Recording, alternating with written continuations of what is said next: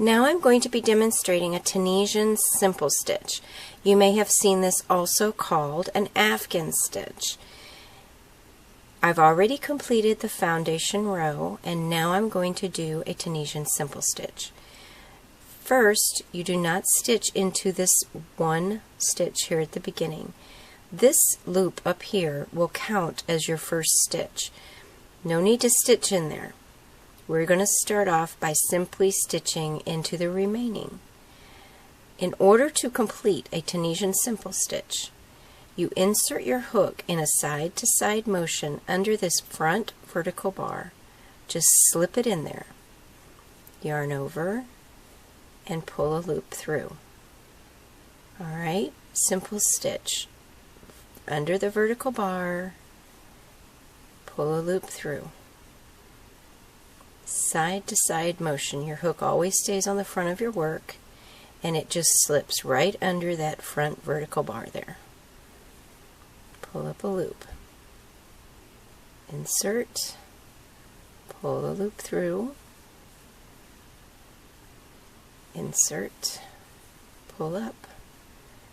Now when we get to the 9th stitch, I'm going to show you what the last stitch looks like, because it's going to look a little different. The reason why is because of that chain 1 we did for closing. So we have 1, 2, 3, 4, 5, 6, 7, 8, 9, and we need to get one more.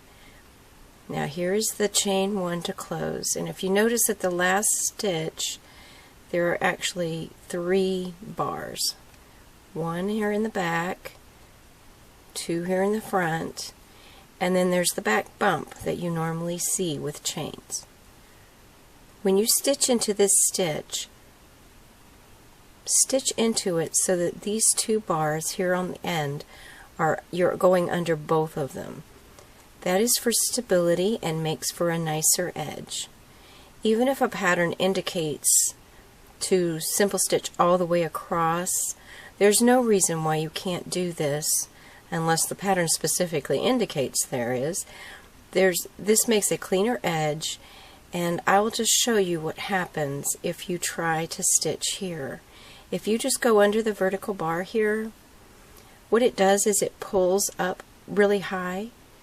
I don't know, you see that big open space there? That doesn't happen over here. It only happens on the ending stitch. So in order to clean that up a little bit, insert your hook here so that there are 2 loops here. Then yarn over and pull a loop through. Now I'm going to do a typical closing, chain 1.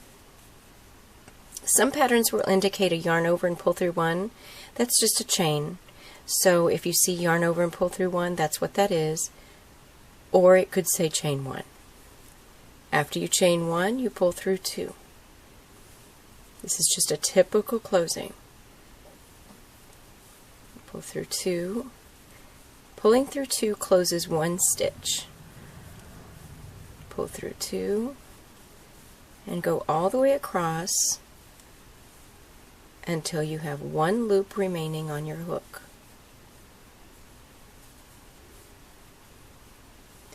And that is the Tunisian simple stitch. You can see how you've pulled up a loop here in these vertical bars.